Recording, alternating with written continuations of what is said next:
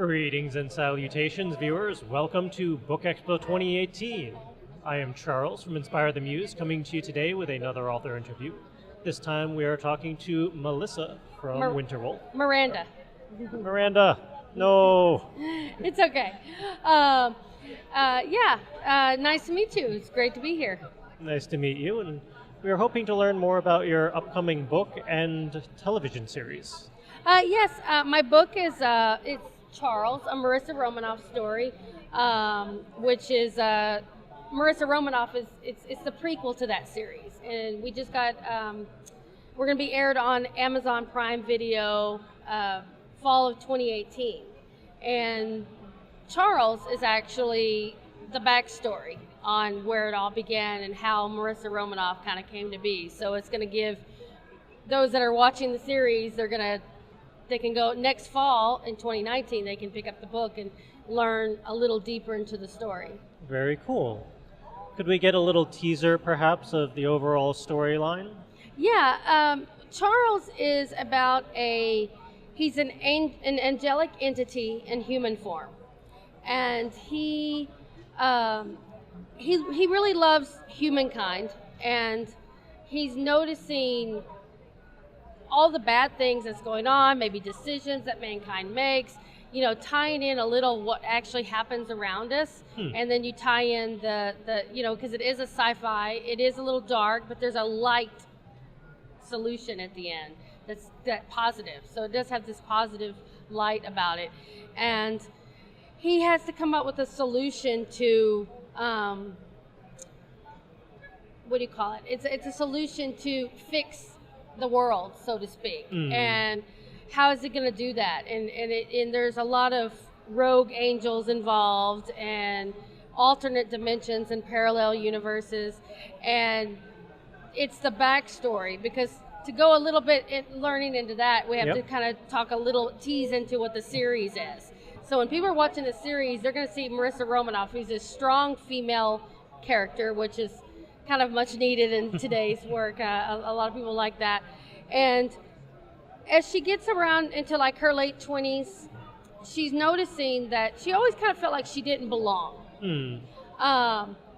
And a teaser to Charles, like in my publisher, my wonderful publisher, they said Charles and Marissa Romanoff is kind of like this, like the series Fringe meets Supernatural with a David Lynch twist. So if anybody's familiar with a show on Fox called Fringe that dealt with parallel universes and stuff, it's got a little bit of that, which to me that's a compliment, because I love J.J. Abrams' work.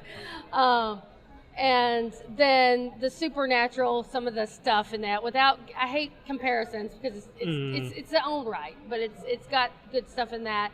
And then David Lynch, who I studied a lot in film school, and his work is very twisted. If you're familiar with Twin Peaks, The Return, Mulholland Drive, by the time you get to the end, you're always like, what's going on? Do I need to rewatch it 5 times? But it's good. It's just quirky. So I don't get as offbeat as Lynch does, but it's got a little bit of that twist into it. But then there's like a light at the end, a positive note that's part of the solution, which I don't want to really, it's hard for me not to want to spoil it because I want people to watch the show. But with Marissa Romanoff, it's this woman, she's a journalist. She thinks she's going back to Georgia because she was adopted at 3, and she was born in Tbilisi, Georgia. And we're actually going to be filming some of the show in the country of Georgia. Oh, very cool. And she ends up thinking, she's got to find her background, her roots.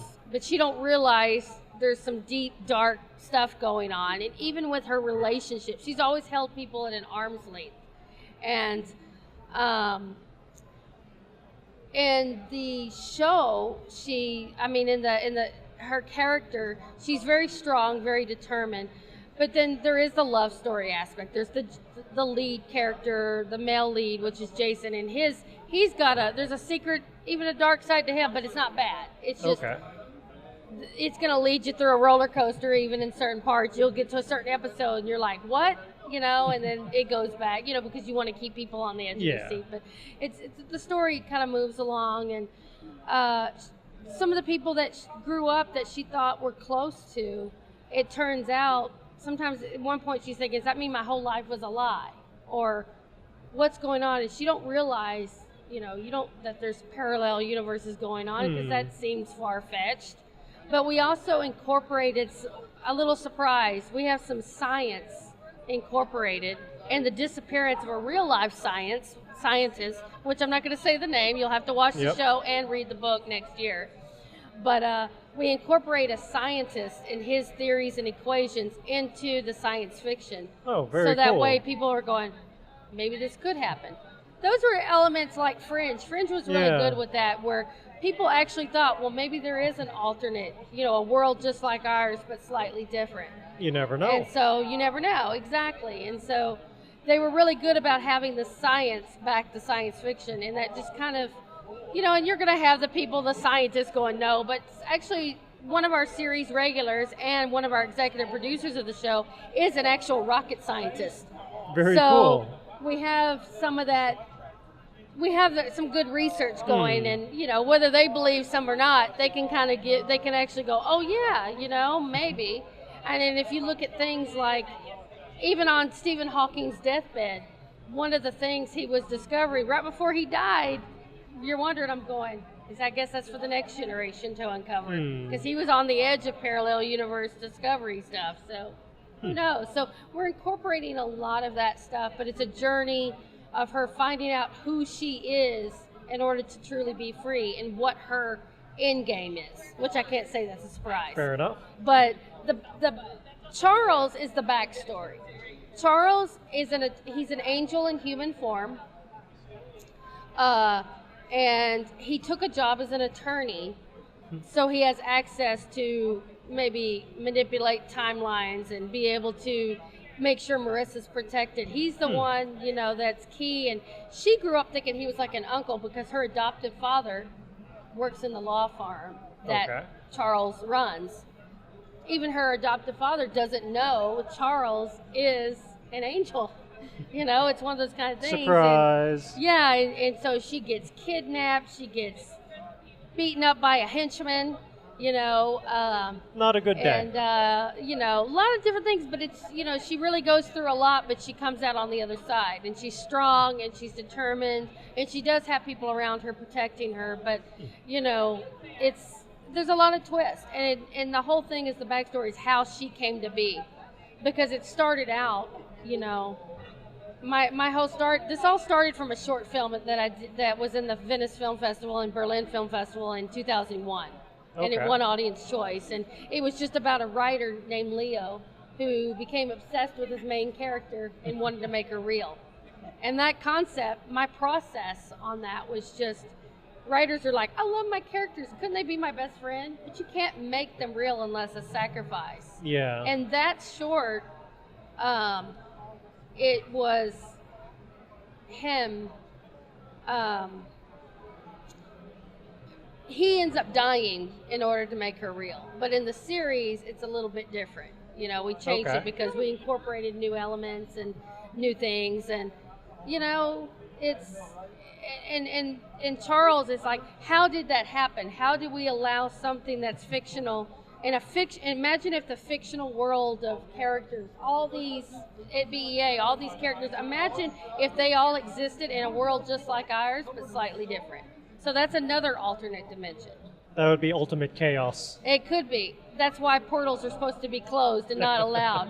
And so in the prequel, we realize what is happening and why, and even some of the chaos that's gone on, like World War II, World War I, even maybe the Nazis or whatever. Maybe that was caused by open portals. Who knows? Maybe that was caused by rogue angels. Who knows?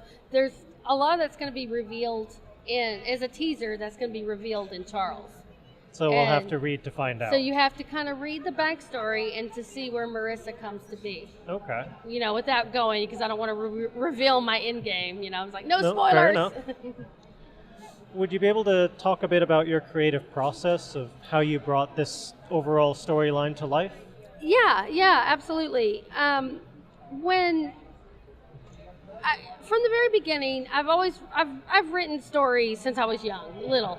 I think all writers start young and writing plays, scripts. that comes natural to me. I see things visually, you know, I direct. I'm not directing the pilot episode, but I have a fantastic director who's directed things like Battlestar Galactica and very big nice films that he'll be handling our pilot. But I'm probably going to direct maybe the season 1 finale because it's going to be 10 episodes on Amazon Prime. Okay.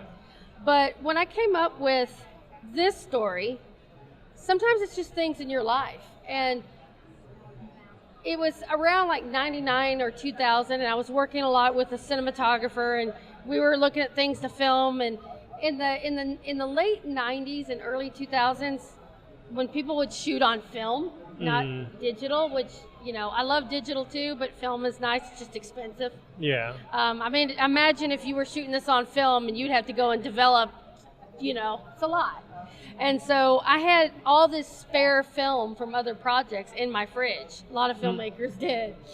And it was we shot the original short on Super 16. It was a 9-minute short. We had it scored in Italy. And I told him, I said, you know, I have this concept with this story, and I literally wrote the short film in like a week. I mean, I wrote it and I said, here's my story, you know, with Leo, and it was set in the 1940s, which I have that still incorporated because my character, the writer in the series and in the prequel, is a famous crime writer. Okay. I mean, fictional, but he's a famous crime writer in the story. And he's got a little bit of cliches because he drinks a lot and he writes, and you know, that typical. I don't know how cliche that is for some writers. Yeah, I know. I'm not. I don't need that, but you know, sometimes it happens, and so. But anyway, he's a writer in the 40s, and he's obsessed, and that's kind of how that. But sometimes I just, you know, when I'm out having a cup of coffee or out with my husband, you know, doing something.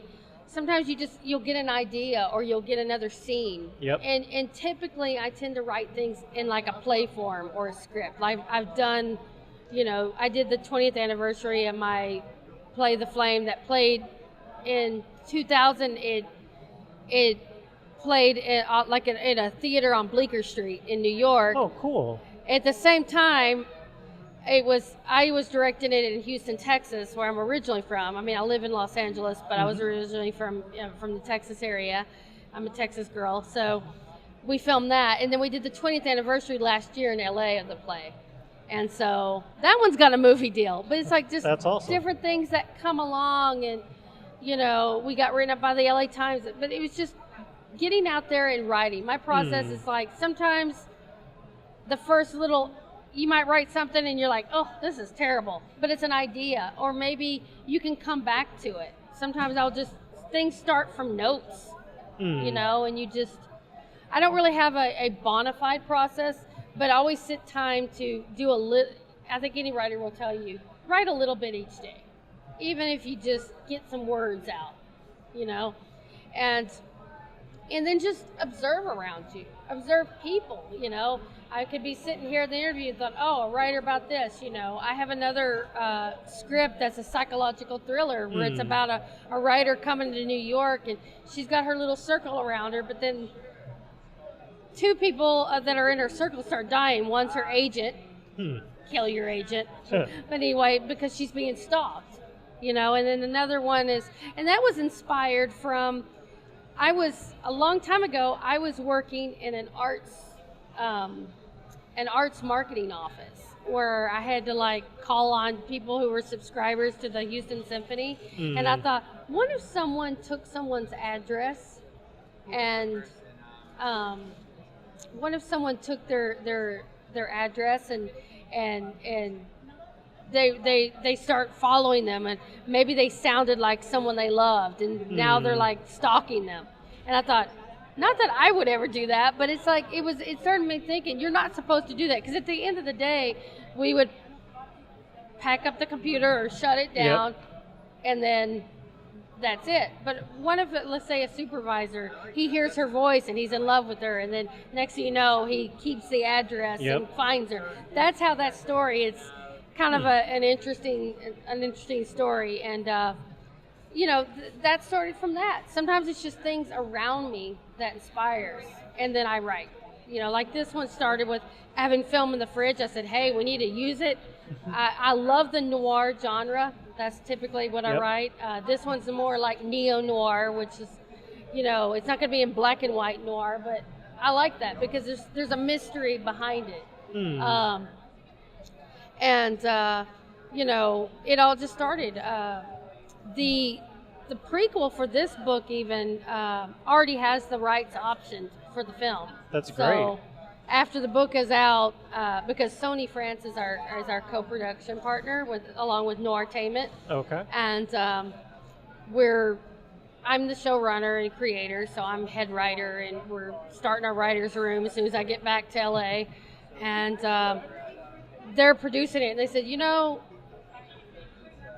they said, when my agent was telling me, he says, let's do a book on the prequel, and he started pitching it, and then he had a couple publishers, and he said, don't you know the Winter Wolf people? And I was like, oh, they're fantastic. And he says, because all these other big publishers, they all wanted their hands in the Marissa Romanoff, and I said, why should they get percentage of something that we all worked hard for?